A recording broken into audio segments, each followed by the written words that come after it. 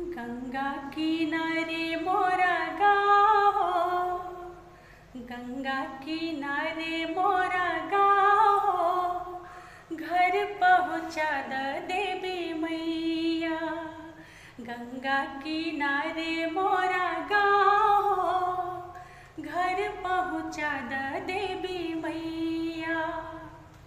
घर पहुँचा द मोरे माई से मिला द, घर पहुँचा द मोरे माई से मिला द।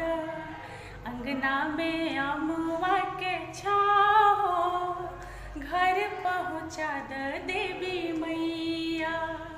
गंगा किनारे मोरा गाँव हो, घर पहुँचा द देवी मैया। ओ मोरा गावे बंसी मामा गढ़ेले मोरतिया, मोरा गावे बंसी मामा गढ़ेले मोरतिया। गंगू चाचा ऊँघी के अगोरिया मरुदिया, गाँव के बगीचेवा में लगे स्कूलिया। ओही जाके लगही बासु जी के मंदिलिया।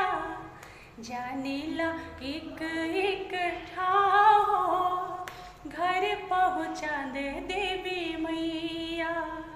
जानिला एक एक ठाओ, घर पहुँचा दे देवी मैया। गंगा किनारे मोरा गाँव हो, घर पहुँचा द देवी मैया। घर पहुँचा द मोरे माई से मिला द, घर पहुँचा द मोरे माई से मिला द। अंगना में अमुआ के छाओ, घर पहुँचा द देवी मैया।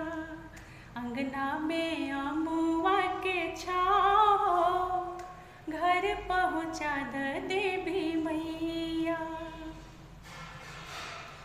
ओ हम तय बोध हई लइका ठहर ले, इतने अकलिए बारहिया भूलैली।